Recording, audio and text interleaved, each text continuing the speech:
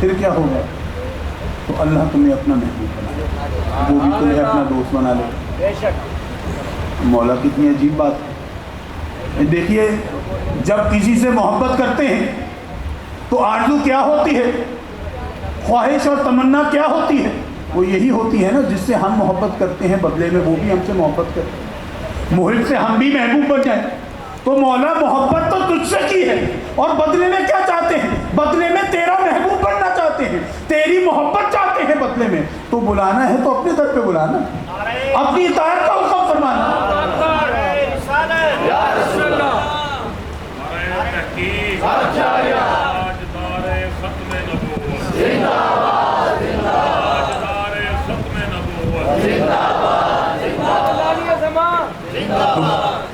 تو مولا محبت تجھ سے کی، بدلے میں کیا چاہیے؟ تیری محبت چاہیے۔ تو بندگی کا اپنی بندگی کا حکم دے نا، اپنے در پہ بلانا، اپنی اتباع کا اور اپنی اطاعت کا حکم دے۔ بھائی محبت تجھ سے کرتے ہیں، بدلے میں تیرا محبوب بننا چاہتے ہیں، اور تو اپنے حبیب کے در پہ بھیج دیتا ہے۔ مولا بات کچھ سمجھ میں نہیں آئی؟ تو بس ایک ہی مثال کے ذریعے بات کو سمجھنے کی کوشش کرتے ہیں۔ مولانا روم لکھتے ہیں مثنوی میں، آپ لوگ جانتے ہیں کہ مثنوی کا ایک انداز ہے، وہ کہانیوں کا ایک انداز ہے، اس میں ہمارے لیے سبق پوشیدہ ہوتے ہیں کہ ایک شخص جو کہ بہرا تھا،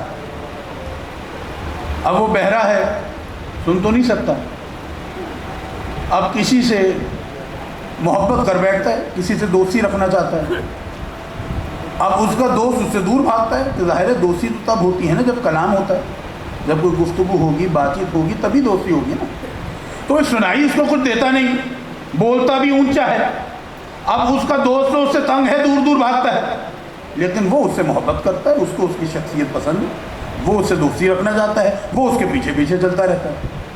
اب ایک روز کیا ہوتا ہے، اس کا دوست بیمار پڑ جاتا ہے۔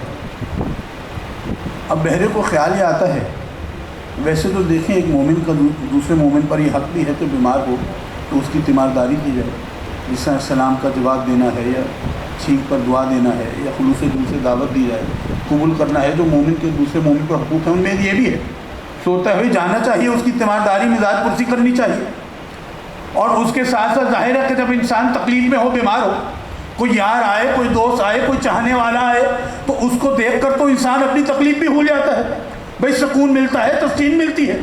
اب سوچتا ہے جاؤں گا، میرا دوست دیکھے گا کہ میرا یار آیا ہے مجھ سے ملنے، کتنا خوش ہوگا۔ اب نیت تو اس کی نیک ہے، مسئلہ یہ ہے کہ بہرا ہے، سنائی دیتا نہیں۔ اب خود ہی ایک مکالمہ تیار کر لیتا ہے، میں جاؤں گا، یہ بات کروں گا تو یہ جواب ملے گا، میں جاؤں گا سلام کروں گا تو جواب ملے گا، پھر پوچھوں گا ہاں بھائی بتاؤ طبیعت کیسی ہے، تو اس نے کیا کہنا ہے، یہی کہے گا نا الحمدللہ ٹھیک ہے۔ پھر اسے پوچھوں گا ہاں بھائی یہ بتاؤ دوا کون سی لے رہے ہو، تو اس نے کیا کہنا ہے، کسی دوا کا نام لے لے گا۔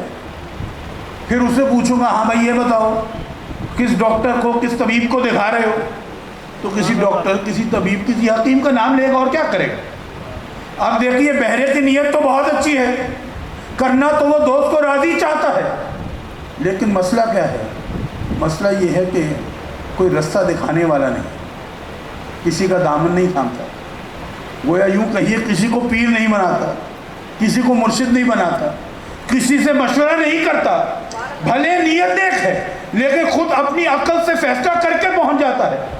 اب جب وہاں پہنچتا ہے، دروازے پر دستک دیتا ہے، گھر والے بتاتے ہیں تمہارا بہرا دوست آیا ہے۔ اب وہ بیچارہ پہلے تکلیف میں ہے، بیمار ہے، وہ مزید الجھ جاتا ہے، چڑھ جاتا ہے، یار پہلے تکلیف ہے، پھر یہ نئی بیماری آ گئی، چلو اب آ ہی گیا ہے آنے دو۔ اب وہ آتے ہی وہ بلند آواز کے ساتھ بآواز بلند سلام کرتا ہے، اس کے دوست کا موڈ اور خراب ہو جاتا ہے، بھائی پہلے طبیعت خراب ہے، اٹھا یہ لاؤڈ اسپیکر کان پہ بجا رہا ہے۔ آپ پوچھتا ہے بھائی بتاؤ کیا حال ہے، کیسے ہو، وہ چڑا بیٹھا ہے، الجھا بیٹھا ہے، تکلیف میں ہے، الجھ کے کہتا ہے میں مر رہا ہوں۔ اب بہرے کو تو سنائی نہیں دیا، وہ کہتا ہے الحمدللہ، بڑی خوشی ہوئی جان کے۔ اس کا دوست کہتا ہے یار یہ عجیب آدمی ہے بھائی، بھائی تو میرا دوست ہے یا میرا دشمن ہے؟ میں کہتا ہوں مر رہا ہوں، تو کہتا ہے الحمدللہ، لیکن بہرحال تیاری تو پوری کر کے آیا ہے، سنائی تو دیتا نہیں۔ اب اگلا سوال کرتا ہے، ہاں بھائی یہ بتاؤ دوا کون سی لے رہے ہو؟ وہ مزید الجھ جاتا ہے، چڑ جاتا ہے، کہتا ہے میں زہر کھا رہا ہوں۔ کہ ہاں بہت اچھے، بس ناغہ مت کریو۔ یار تو عجیب آدمی، میں کہتا ہوں زہر کھا رہا ہوں، تو کہتا ہے ناغہ مت کریو۔ بہرحال تیاری کے مطابق تیسرا سوال کرتا ہے، ہاں بھائی یہ بتاؤ کس ڈاکٹر کو، کس طبیب کو دکھا رہے ہو؟ وہ کہتے ہیں میں ملک الموت کو دکھا رہا ہوں۔ ہاں بہت اچھے بہت اچھے، اس کی تو بہت شہرت ہوئی ہے، تو آگے پیچھے مت ہوئی، اسی کے پاس جاتے رہنا تو سب ٹھیک ہو جائے گا معاملہ۔ تو دیکھیے اس دوست کے ساتھ تو بہرے کے ساتھ جو سلوک ہونا چاہیے تھا وہ ہوا ہوگا، لیکن سمجھنے کی بات ہمارے لیے یہ ہے کہ بہرے کی نیت تو نیک تھی نا بھائی، کرنے تو دوست کو راضی کیا تھا، بتائیے کیا راضی کر سکا؟ الٹا ناراض کرایا۔ نیت بھلے نیک تھی، لیکن کوئی رہنمائی کرنے والا نہیں تھا، کوئی راہبر نہیں تھا، کسی کا دامن نہیں تھاما تھا، کسی کو پیر نہیں بنایا تھا، کسی سے مشورہ نہیں کیا تھا، خود اپنی عقل سے فیصلہ کر کے وہاں پہنچ گیا۔ تو پتہ یہ چلتا ہے کہ اگر کوئی رستہ دکھانے والا نہ ہو، اگر کوئی راہبر نہ ہو، اگر کوئی رہنما نہ ہو، اگر کوئی پیشوا نہ ہو، اگر کوئی مرشد نہ ہو، اگر صرف اپنی عقل سے خود فیصلہ کریں، ایک بندے کو منا نہیں سکتے، بھلا رب کو کیا منائیں؟ تو اگر رب کو منانا ہے تو پہلے مصطفیٰ کا دامن تھامنا ہوگا۔ اللہ کی رضا ملے گی تو حضور کے ہی وسیلے سے، حضور کے ہی غلامی کے صدقے میں ملے گی۔ یہاں پر ایک چھوٹی سی بات اور عرض کروں گا، پھر آپ سے اجازت لوں گا۔ دیکھیے جب ہم بات کرتے ہیں وسیلے کی، جب یہ لفظ استعمال کرتے ہیں تو ایک لمبی چوڑی ایک بحث کا آغاز ہو جاتا ہے۔ اگر ہم ایک زاویے سے اس کو دیکھیں تو بات بڑی سیدھی سادی ہے۔ دیکھیے وسیلہ کس چیز کو کہتے ہیں؟ وسیلہ کہتے ہیں کہیں تک پہنچنے کے ذریعے۔ بھائی مثال کے طور پر منسٹر صاحب سے ملنا چاہتے تھے، اس کے سٹاف آفیسر یا منشی نے ملاقات کرا دی، تو وسیلہ کون بنا؟ جو منشی تھا، جو سٹاف آفیسر تھا، وہ وسیلہ بن گیا۔ کہیں تک پہنچنے کا جو رستہ ہے اس کو وسیلہ کہتے ہیں۔ اب دیکھیے اللہ رب العزت نے اپنے محبوبوں کو، اپنے انبیاء کو بھیجا، نبیوں کو بھیجا، رسولوں کو بھیجا۔ کیوں بھیجا؟ تاکہ ہماری ہدایت کے سامان ہو سکے۔ انسان کا مقصد تخلیق کیا ہے؟ مقصد حیات کیا ہے؟ رب کی معرفت حاصل کرنا، اس کی عبادت کرنا، اس کی بندگی کرنا، یہی مقصد ہے نا ہماری تخلیق کا۔ تو اس نے اپنے نبیوں اور رسولوں کو بھیجا، کیوں؟ تاکہ ہماری توجہ اس طرف کریں کہ ہمارا تخلیق کیے جانے کا مقصد کیا ہے، ہمیں ہدایت ملے۔ تو مجھے بتائیے کہ اللہ رب العزت ہمیں براہ راست ہدایت نہیں دے سکتا تھا؟ کیا ڈائریکٹ ہدایت نہیں دے سکتا تھا؟ بھائی یہ لوگ جو ہمیں کہتے ہیں کہ ڈائریکٹ جاؤ، تو وہ بھی تو ڈائریکٹ آ سکتا تھا نا ہمارے پاس۔ بھائی کیا ہم ابھی آسمان کی طرف دیکھتے اور آسمان پر قرآن کی آیات لکھی ہوتی تو بتائیے جو بھی وہ آسمان کی طرف دیکھتا ایمان لے آتا نا؟ کیا خیال ہے؟ اگر درختوں پہ پتے اگتے ہیں ان پر قرآن کی آیات لکھی ہوتی تو سب ایمان لے آتے نا؟ دیکھیے بات کو اس مثال کے ذریعے سمجھیے۔ ہم سب کے پاس اسمارٹ فون ہے نا، اسمارٹ فونز کا دور ہے۔ ہم اپنے اسمارٹ فون کے اوپر کیا چند منٹ کے اندر اندر پورا قرآن مجید ڈاؤن لوڈ کر لیتے ہیں؟ چند منٹ کے اندر اندر ہمارا موبائل فون اب وہ قرآن مجید کا حافظ بن جاتا ہے نا، اس میں اس کا ترجمہ بھی ڈاؤن لوڈ ہو جاتا ہے نا، تفسیر بھی ڈاؤن لوڈ ہو جاتی ہے نا۔ اسی طرح چند سیکنڈ کے اندر اندر ہم وہ لینگویج وہ ڈاؤن لوڈ کرتے ہیں، اور ہمارا موبائل جو پہلے انگریزی بولتا تھا اور سمجھتا تھا اب وہ عربی بھی بولنے لگتا ہے، سمجھنے لگتا ہے۔ ایسا ہے کہ نہیں؟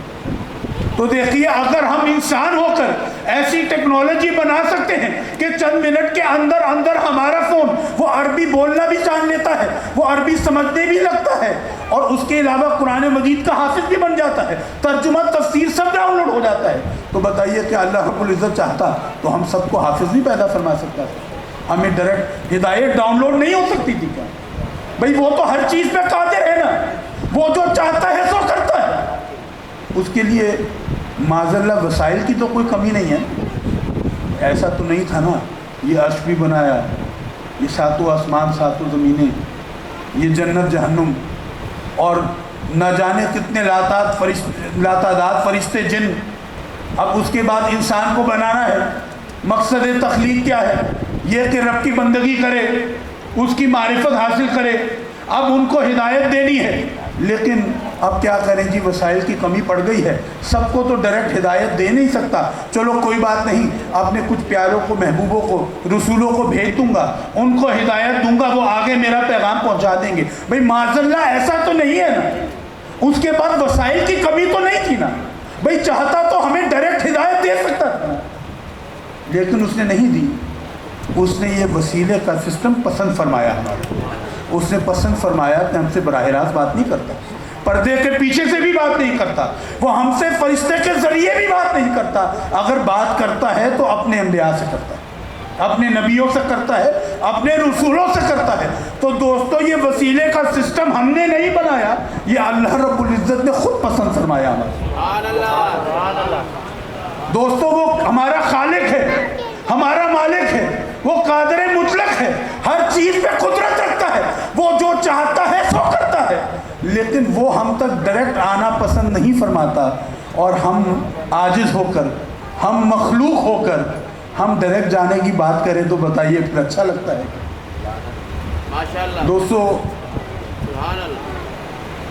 جہاں تک حضور کے وسیلے کی بات ہے، وقت تو میرا تقریباً ہو چلا. اجازت دیں تو ایک گزارش حدیث پیش کر کے اجازت دیں. دیکھیے ایک روایت پیش کی جاتی ہے، حدیث پیش کی جاتی ہے، اور یہ ثابت کرنے کی کوشش کی جا سکتی ہے کہ حضور کے وسیلے سے، چونکہ حضور پردہ فرما چکے، آپ کا وصال ہو چکا، تو آپ کے وسیلے سے دعا نہیں مانگی جا سکتی. کہ بھئی حضرت عمر کے دور میں قحط آتا ہے، شدید قحط آتا ہے، پوری امت بڑی پریشان ہے.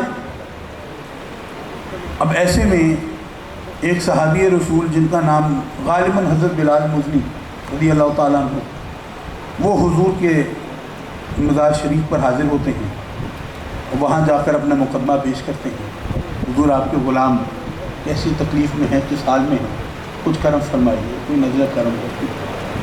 اب ایسے التجا کرتے کرتے اپنا مقدمہ پیش کرتے کرتے روتے روتے آپ کی وہاں آنکھ لگ جاتی. خواب میں حضور تشریف لے آتے ہیں اور فرماتے ہیں عمر کو میرا پیغام دینا، اس کو کہنا تمہیں اس حال میں تو نہیں چھوڑ کے آیا تھا. اب جب یہ پیغام امیر المومنین تک پہنچتا ہے، حضرت عمر تک پہنچتا ہے، تو آپ بات سمجھ لیتے ہیں. آپ کیا کرتے ہیں؟ ایک میدان میں سب لوگوں کو جمع کرتے ہیں، اکٹھا کرتے ہیں، اور آپ کے چچا حضرت عباس، حضور کے چچا حضرت عباس رضی اللہ تعالیٰ عنہ، آپ کے وسیلے سے دعا کرتے ہیں کہ مولا ہمارے درمیان پہلے تیرا نبی تھا، تو پہلے جب قحط ہوتا تھا، جب ہم بارش کے لیے ان کے وسیلے سے تجھ سے دعا مانگا کرتے تھے، تو بارش برسا دیا کرتا تھا، ہماری دعا قبول فرما لیا کرتا تھا. تو اب وہ ہمارے درمیان نہیں، تو یہ ان کے عزیز ہیں، یہ ان کے چچا ہیں، ان کے وسیلے سے بارش برسا دے، ہماری یہ مشکل دور فرما دے. اور روایات میں آتا ہے کہ بارش ہوئی اور بے تحاشا بارش ہوئی، خوب بارش ہوئی.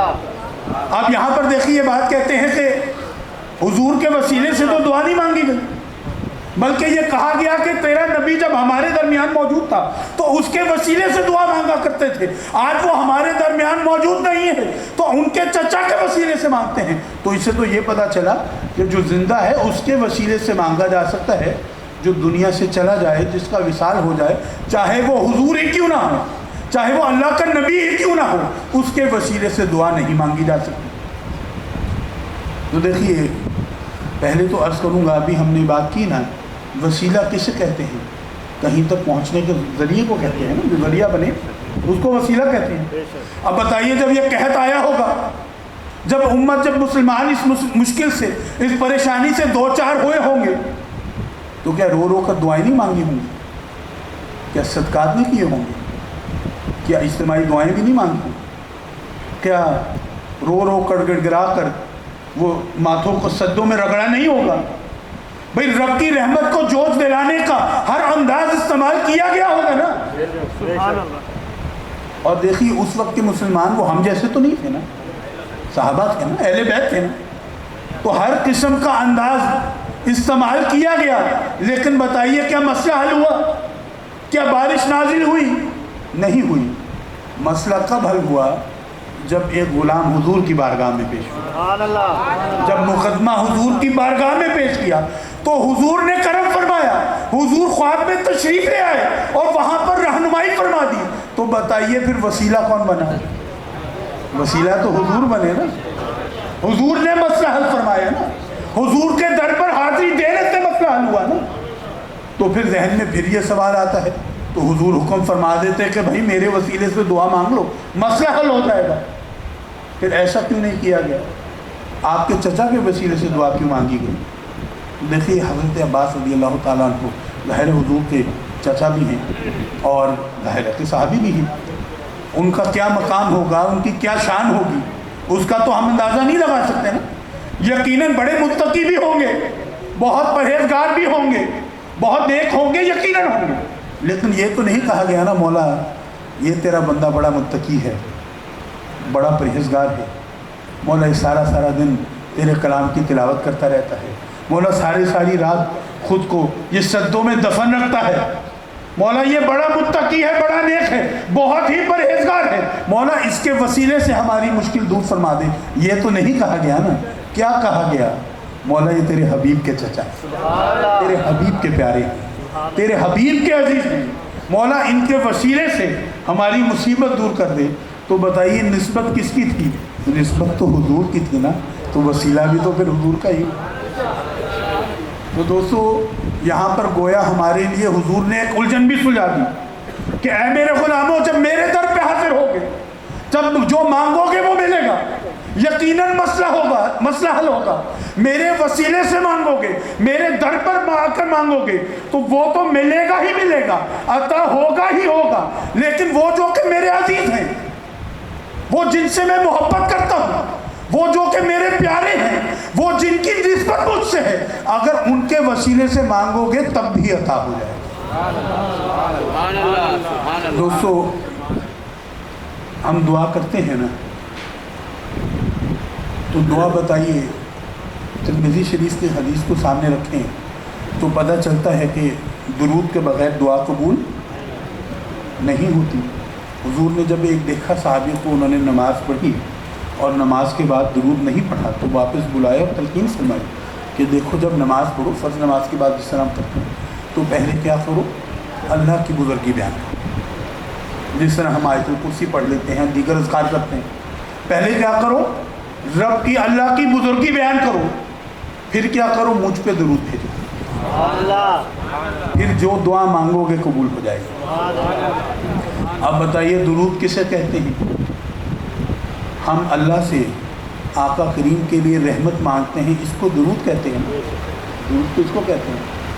تو دوستو پہلے تو یہاں پر گویا ہمیں یہ بتایا گیا کہ اے میرے بندو، تم مجھ سے مانگو گے، کبھی اپنے لیے مانگو گے، کبھی اپنے بچوں کے لیے مانگو گے، گھر والوں کے لیے مانگو گے، والدین کے لیے مانگو گے، کبھی دوستوں کے لیے مانگو گے، کبھی ہمسایوں کے لیے مانگو گے، کبھی روزی مانگو گے، رزق مانگو گے، کبھی عہدہ مانگو گے، اقتدار مانگو گے، کبھی مال مانگو گے، کبھی اولاد مانگو گے۔ تو جس کے لیے مانگنا ہے بعد میں مانگنا، اور جو مانگنا ہے بعد میں مانگنا۔ اگر مانگنا ہے تو مجھ سے پہلے میرے حبیب کے لیے رحمت مانگو۔ تو دوستو جب تک درود کا وسیلہ نہ ہو دعا قبول نہیں ہوتی، تو بتائیے درود کا وسیلہ بھی تو حضور کا ہی وسیلہ ہے نا۔ تو اب جو شخص بھی دعا میں درود پڑھتا ہے، اب وہ وسیلے کو مانے یا نہ مانے، وہ حضور کے وسیلے کو تسلیم کرے یا نہ کرے، وہ اپنا مسلک جو مرضی بتائے، اگر دعا میں درود پڑھ رہا ہے، اب مانے یا نہ مانے، مانگتا وہ حضور کے ہی وسیلے سے۔ اور دیکھیے اس بات کو بھی سمجھیے، ایسا کیوں ہے کہ جب درود پڑھا جائے تو دعا ضرور قبول ہوتی ہے؟ تو دیکھیے علماء بتاتے ہیں کہ یہ اللہ رب العزت کی سنت ہے کہ جب دعا قبول فرماتا ہے تو پوری قبول فرماتا ہے، قبول فرماتا ہے تو پوری قبول فرماتا ہے، اور اگر رد فرماتا ہے تو پوری رد فرماتا ہے۔ تو دیکھیے جب ہم دعا سے پہلے اللہ سے اس کے حبیب کے لیے رحمت مانگیں گے تو کیا رد فرمائے گا؟ بھائی درود تو خود بھی بھیجتا ہے نا، اس کا حکم تو اس نے خود ہمیں دے دیا ہے نا. تو جب درود پڑھیں گے، جب رب سے اس کے حبیب کے لیے رحمت مانگیں گے، تو بتائیے وہ پھر قبول ہوگا کہ نہیں ہوگا؟ قبول ہوگا نا. اور یہ تو اس کی سنت ہے، جب قبول فرماتا ہے تو پوری قبول فرماتا ہے. جب درود قبول ہوگا تو ہماری دعائیں بھی قبول ہو جائیں گی. اب آپ میں سے کوئی یہ کہے گا کہ جی میں نے تو دعا کی تھی، پراڈو مانگی تھی، مجھے تو نہیں ملی. میں نے تو دعا کی تھی کہ سریا سے نکاح ہو جائے، میرا تو نہیں ہوا.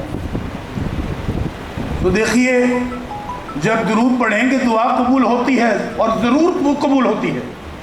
لیکن یہ رب کے علم میں ہے، یہ اس کی حکمت ہے کہ اس نے کیا کب کس انداز سے عطا فرمانا، وہ بہتر جانتا ہے کیا عطا فرمانا ہے، کب عطا فرمانا ہے.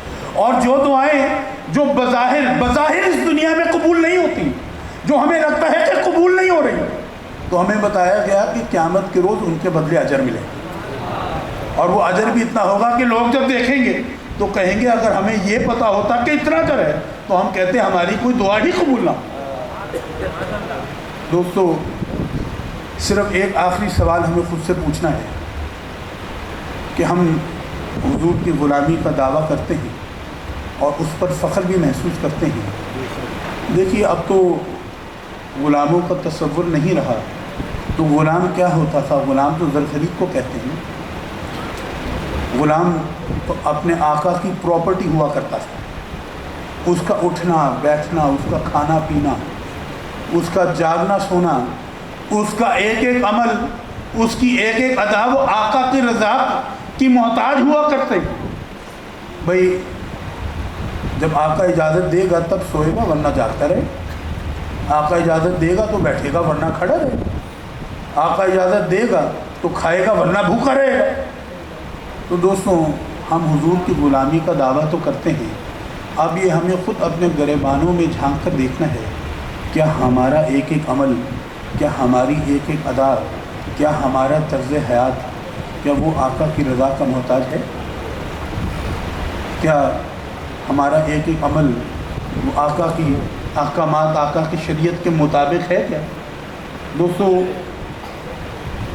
حضرت عبداللہ بن رواحہ رضی اللہ تعالیٰ عنہ حضور آپ کو روانہ فرماتے ہیں ایک قافلے کے ساتھ. جمعے کا روز ہے تو حضور حکم فرماتے ہیں کہ صبح صبح روانہ ہو جاؤ. اب حضرت عبداللہ کو خیال آتا ہے کہ قافلہ تو چلتا ہے ایک ساتھ، ایک سست رفتار کے ساتھ چلتا ہے، تو میرے پاس تیز رفتار سواری ہے، تو جمعے کا روز ہے، حضور کے پیچھے نماز پڑھ لوں گا، یہ سعادت بھی نصیب ہو جائے گی، حضور کی زیارت بھی کروں گا، اور پھر سواری تو تیز رفتار ہے، پھر میں اس قافلے کے ساتھ شامل ہو جاؤں گا. اب جمعے کی نماز کے بعد جب حضور کی نظر پڑتی ہے تو پوچھتے ہیں عبداللہ تم یہاں کیا کر رہے ہو؟ بھائی تمہیں تو روانہ کیا تھا سن. تو آپ نے اس کی حضور یہی خواہش تھی، یہی تمنا تھی، آپ کے پیچھے نماز پڑھ لوں گا، یہ سعادت حاصل کر لوں گا، یہ ثواب حاصل کر لوں گا، آپ کی زیارت بھی ہو جائے گی. حضور اب روانہ ہوتا ہوں اور قافلے کے ساتھ شامل ہو جاؤں گا. تو حضور نے فرمایا کہ اگر زمین اور آسمان کے درمیان جتنی خلا ہے، اگر یہ تمام خلا سونے کی ہو جائے، اور اگر یہ تمام سونا تم اللہ کی راہ میں خرچ کر دو، تب بھی تمہیں اتنا اجر نہیں ملے گا، اتنا ثواب نہیں ملے گا جو ان کو ملا جو صبح روانہ ہو گئے. بھائی ایسا کیوں ہے؟ بھائی حضور رکے تھے تو آپ ہی کی محبت میں رکے تھے، آپ کی محبت میں رکے تھے، تو ان کا اجر زیادہ کیوں، ان کا کم کیوں؟ بھائی اجر تو ان کو بھی ملا، اس نیت کا اجر ملا، لیکن ان کو زیادہ ملا، ان کو کم کیوں ملا؟ وہ اس لیے کہ صبح نکل جاؤ یہ حضور کا حکم تھا. تو دوستو سب سے زیادہ اجر کس چیز کے لیے ہے؟ کہ حضور کے حکم پر عمل کیا جائے، خود کو حضور کے احکامات کا تابع کر لیا جائے. دوستو میلاد میں شرکت تو کریں، شمولیت کو اختیار کریں، لیکن اگر نماز تک 5 وقتہ نہ پڑھیں تو دوستوں پھر بتائیے یہ کیسا غلام ہوا؟ ہمیں اپنے گریبانوں میں جھانکنے کی ضرورت ہے اور اپنا احتساب کرنے کی ضرورت ہے. اللہ رب العزت ہمیں اپنی اور اپنے حبیب کی سچی محبت عطا فرمائے اور شریعت محمدی پر عمل کی توفیق عطا فرمائے، اور جو دوسروں کو نصیحت کرتے ہیں خود بھی اس پر عمل کی توفیق عطا فرمائے. وآخر دعوانا الحمدللہ.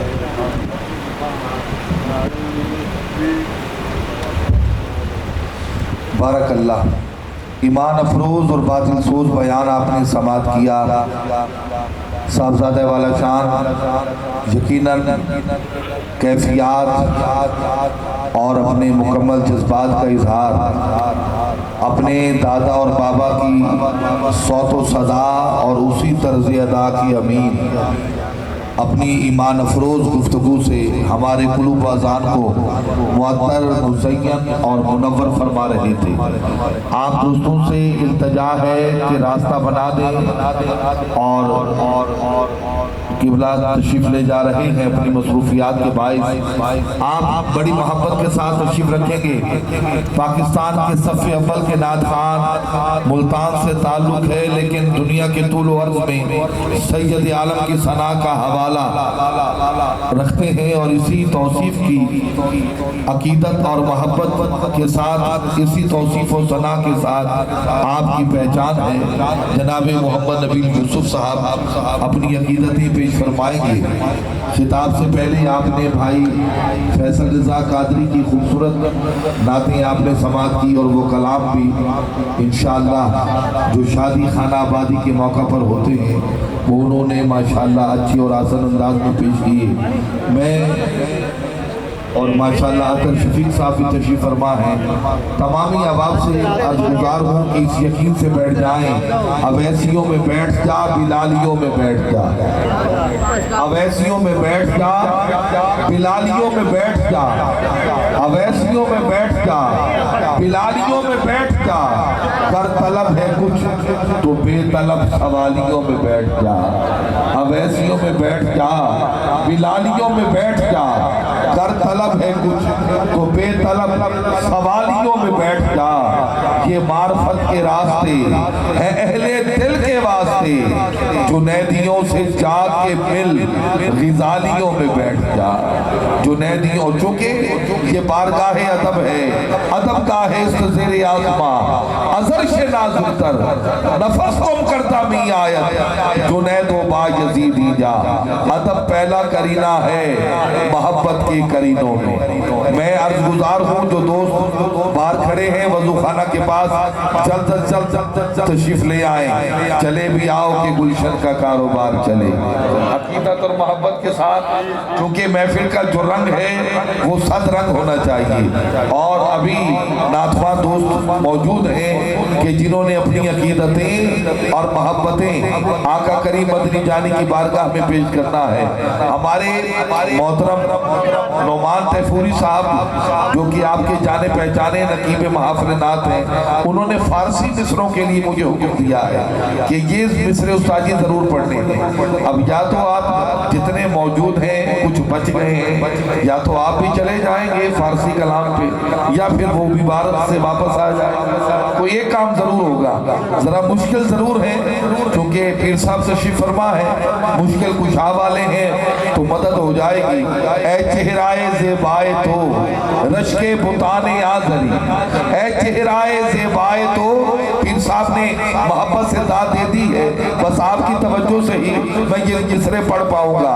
اے چہرائے زیبائے تو سرکار کے سید عالم کے بدوہا چہرے کا ذکر ہے. شاعر کہہ رہے ہیں اے چہرائے زیبائے تو رشک بتان آزری شمس ان کے غاز آئے رخسار کی قسم لیل ان کے گیس ہوئے خمدار کی قسم لاؤت سے وہ بحاظل بلد سے ہے یہ عیا کھائی ہے حق نے خاکے در یار کی قسم. اے چہرائے زیبائے تو رشک بتان آزری ہر چند وصفت می کنم در حسن زابالا تری من تو شدم تو من شدی من تن شدم تو جا شدی تاکس نگویم بعد دی من دی گرم تو دی گری آفاق ہاں کر دی دایم مہرے بتا ورزی دایم بسیار خوبہ دی دایم لیکن تو چیزیں دی گری. اے چہرائے زیبائے تو اے چہرائے زیبائے تو اے چہرائے. اور سنیے گا حضرت امیر خسرو کیا فرماتے ہیں. آپ فرماتے ہیں رقیباں گوش پر آواز او در ناز من ترسا سخن گفتن چه مشکل بود شب جائے کہ من بودم نمی دانم چه منزل بود شب جائے کہ من بودم پہر سورج سے بسمل بود شب جائے کہ من بودم ہاں ہاں رقیبا گوش پر آواز او در ناز من ترسا سخن گفتن چه مشکل بود شب جائے کہ من بودم خدا خود میر مجلس بود اندر لا مکا خسرا محمد شب محفل بود محمد آپ دیکھ رہے ہیں یہ کیفیت ہے صاحب نگاہ کم سے کسی رند کو نہ دیکھ شاید کہ اس کریم کو تو ہے کہ وہ پسند سخن گفتن کے مشکل بود شب جائے کہ من بودم سخن کو خدا خود میر مجلس بود اندر لا بقا خسرو محمد شب محفل بود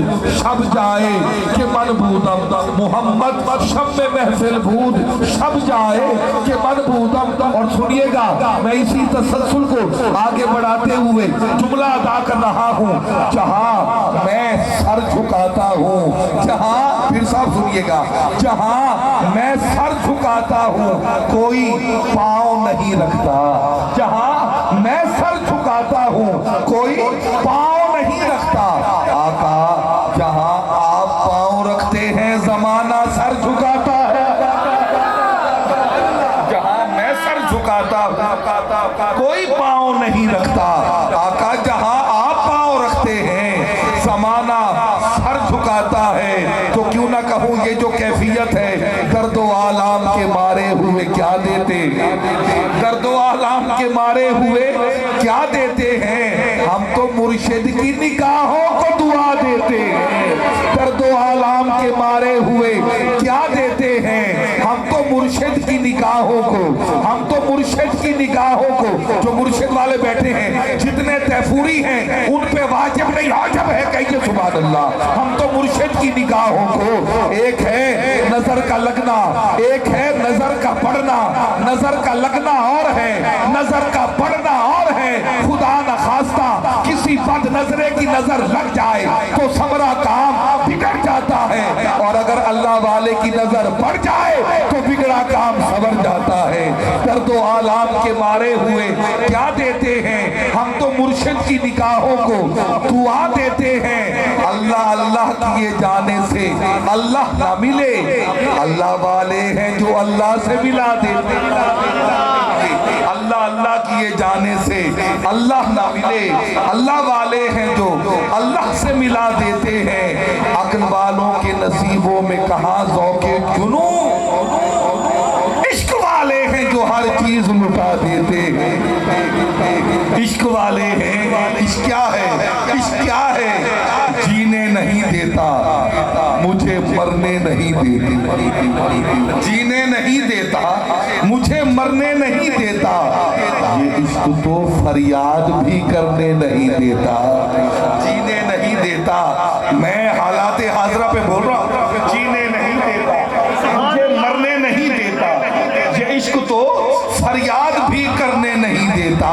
یہ عشق تو فریاد بھی کرنے نہیں دیتا عشق کرتا کیا ہے عشق جب بھی مقام کرتا ہے مقتدی کو امام کرتا ہے تیرے ہر ایک فقیر کو آقا ہر سکندر سلام کرتا تیرے ہر ایک فقیر کو آقا تیرے ہر ایک فقیر کو آقا ہر سکندر تیرے ہر ایک فقیر کو آقا ہر سکندر سلام کرتا ہے اللہ اللہ کیے جانے سے اللہ نہ ملے اللہ والے ہیں جو اللہ سے ملا دیتے ہیں عقل وہاں سنیے گا ایک جملہ میرے لبوں تک ہے وہ بھی آپ کے دامن میں دیتا ہوں اور یقیناً یہ جس رنگ میں ہے اللہ پاک ان کو سلامت رکھے اور اپنے مرشد کے رنگ میں رگے ہوئے ہیں یہ کیفیات ایسے پیدا نہیں ہوتی ایسے نہیں ہوتی پیدا میرے وچ میرا یار بولتا حقیقت یہ ہے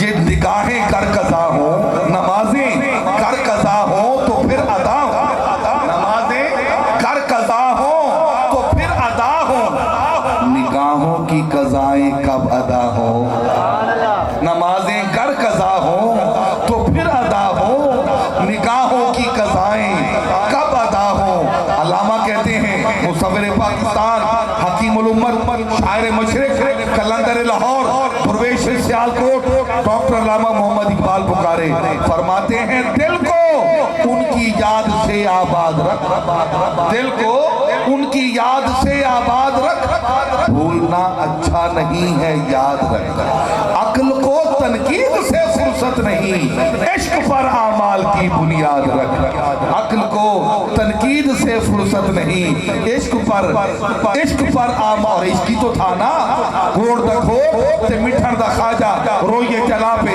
आधे इथा मैं मुठड़ी नतिजान बलब, इथा मैं मुठड़ी नतिजान बलब, सोना खुश बसदा विच मुल्क अरब, थोड़े थिकड़े थोड़े खांदड़ी हां, तेरे नाथ मुफ्त भी कांदड़ी हां, तेरे बांधियां दी मैं बांधड़ी हां, हिम करदे कुतियां नाल अदब, पति थी जोगिन चौधार फिरा, हिंद सिंध पंजाब ते माड़ फिरा, सुंझ भरते शहर बाजार फिरा, मत यार मिले कई सान सबब, वा सोना ढोलन जार सजड़, वा सांवल होत हिजाज वतन, आ देख फरीदा बैत हुजन, हिम रोज अजल दी तांग तलब, ख्वाजा साहबा दे खलकत को जेंदी गोल है, हर दम फरीद दे कोल है, सांवल दी नगरी तू काबा निसारे, सांवल दी नगरी तू काबा निसारे, ते काबे दा काबा खुद मैदा यारे, हाजियो आओ शहनशाह का रोजा देखो, काबा तो देख चुके अब काबे का काबा देखो, गौर से सुन तू रिजा काबे से आती है सदा, मेरी आंखों से मेरे प्यारे का रोजा देखो। मैं इंशाअल्लाह जिस कलाम के लिए मुझे यहाँ किबला पीर साहब ने और उनके मुरीदीन ने और उनके दोस्त अहबाब ने और बिलखसूस अहले खाना ने मुझे बुलाया है, जनाबे अवान साहब मेरे करम फरमा और मदनी साहब नमीर मदनी जो इस वक्त मदीना पाक में हैं, इन अहबाब का मुझे फ़ोन आया और मुझे कहा कि सैयदा कायनात की शान के लिए चूँकि वो आपकी वजह पहचान है, मैं समझता हूँ सिर्फ पहचान नहीं हकीकत में ये ज़िक्र ज़रिया नजात भी है।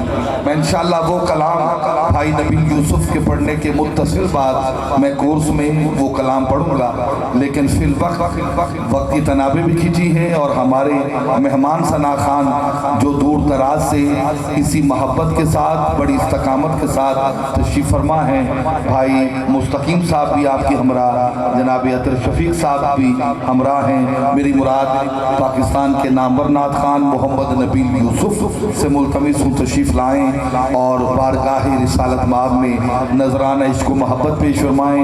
इनके कलाम के मुत्तसिल बाद ये कलाम मैं सैयदा कायनात की बारगाह में पेश करूँगा और फिर जो किबला पीर साहब का हुक्म होगा उसी के मुताबिक इस तकरीब को आगे बढ़ाया जाएगा। एक नारा बुलंद करें, नारे तकबीर, नारे रिसालत, सना खान मुस्तफ़ा जनाब मोहम्मद नबील यूसुफ।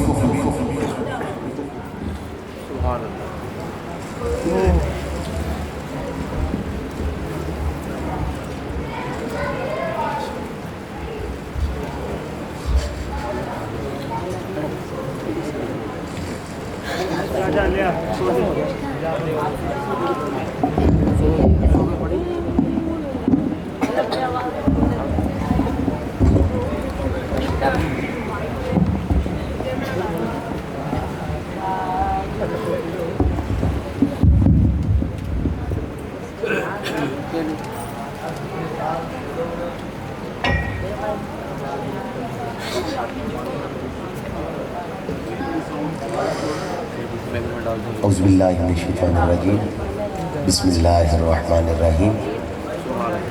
तमामी हाज़रीन महफ़िल को मेरी तरफ़ से अस्सलामु अलैकुम वरहमतुल्लाहि वबरकातुहू। अच्छा, जो जाग रहे हैं वो जवाब देंगे अस्सलामु अलैकुम वरहमतुल्लाहि वबरकातुहू।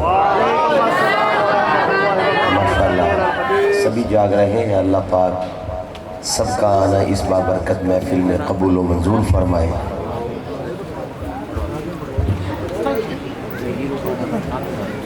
इंतहाई मुबारकबाद के मुस्तहिक हैं बानियान महफिल, जिन्होंने अल्हम्दुलिल्लाह शादी की खुशी में सैयद आलम का खूबसूरत मिलाद सजाया। दुआ करते हैं कि अल्लाह पाक इनके माल जान इज़्ज़त आबरू में ढेर सारी बरकतें और वुसअतें अता फरमाए।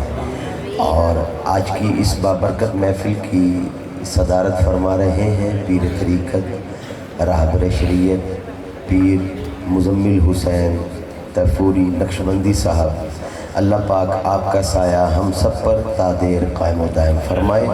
آپ کے بائیں پہلو میں حضرت علامہ مولانا قاری ذوالفقار علی قادری صاحب، آپ جلوہ گر ہیں، اور بالخصوص سفیر اسلام شہنشاہ نقابت صاحبزادہ حامد علی سعیدی الصدیدی صاحب، آپ جلوہ گر ہیں، اور مجھ سے پہلے الحمدللہ بھائی فیصل رضا قادری صاحب نے بھی حاضری لگوائی، اور میں مشکور و ممنون ہوں۔ میں برادر مکرم برادر عزیز بھائی نعمان علی سعیدی صاحب کا، جن کی وساطت سے حاضری ہے، آئیے مل کر سید عالم کی پاک بارگاہ میں درود پاک کا نذرانہ پیش کرنے کی سعادت حاصل کیجیے۔ پڑھی صلی اللہ علیہ یا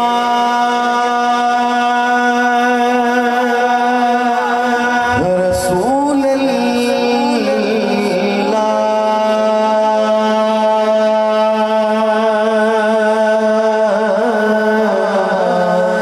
وسلم علیہ یا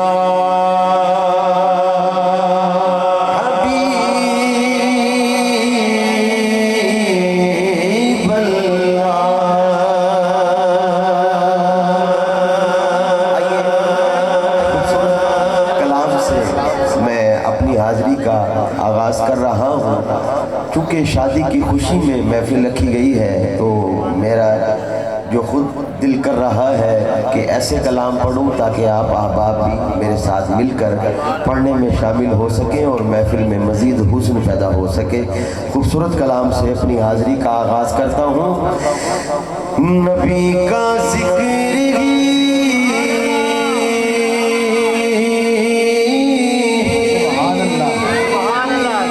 نبی کا ذکر نبی کا ذکر نبی کا ذکر خدا کا ذکر ہے، نبی کا ذکر خدا کا ذکر ہے، نبی کا ذکر خدا کا ذکر ہے، نبی کی بات خدا کی بات ہے، نبی کا ذکر خدا کا ذکر ہے، نبی کا ذکر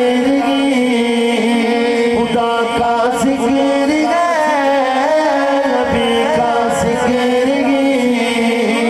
خدا کا ذکر ہے، نبی کی بات خدا کی بات ہے، نبی کا ذکر خدا کا ذکر ہے، نبی کا ذکر خدا کا ذکر ہے، نبی کی بات خدا کی بات ہے، یت اللہ کہہ دیا، یت اللہ کہہ دیا، یت اللہ کہہ دیا۔ یہ میری بات نہیں، نہ کسی عالم کی بات ہے، یہ قرآن کا فیصلہ ہے۔ ذرا ہاتھ اٹھا کے کہیے سبحان اللہ۔ یت اللہ کہہ دیا، یت اللہ کہہ دیا تو ثابت ہو گیا، یت اللہ کہہ دیا تو ثابت ہو گیا، نبی کا ہاتھ خدا کا ہاتھ ہے، یت اللہ کہہ دیا تو ثابت ہو گیا،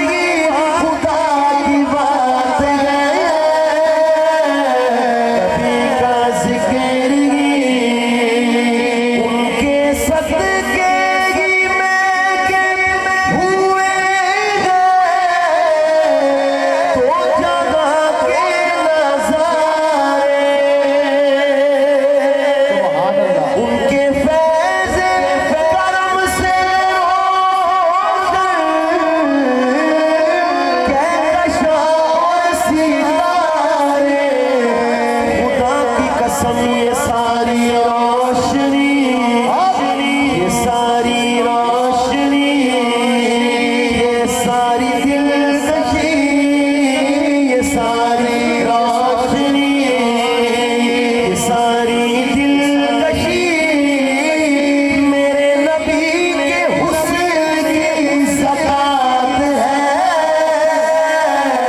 नबी का ज़िक्र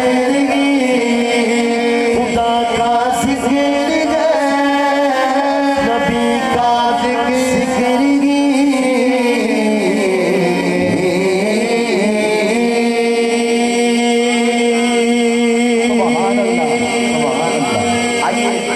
एक कलाम मिलकर पढ़ते हैं। शादी की खुशी में आज की महफिल को सजाया गया। खूबसूरत कलाम पंजाबी के कुछ अशार मैं कलाम के पेश करता हूँ, मिलकर पढ़िएगा।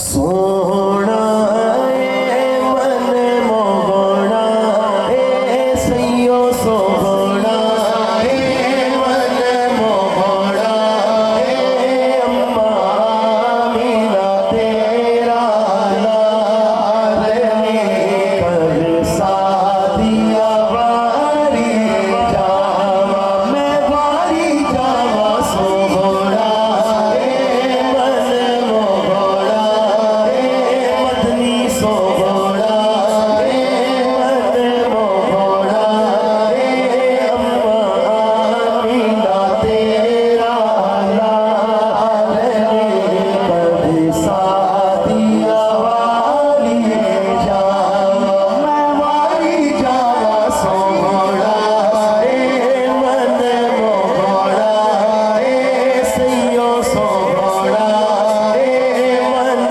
मोहना ए अम्मा मीना तेरा लाल कर सादिया वारी जावा। खुशी की महफिल है, जरा हाथ लहरा कर मेरे साथ मिलकर कहिए सोहना ए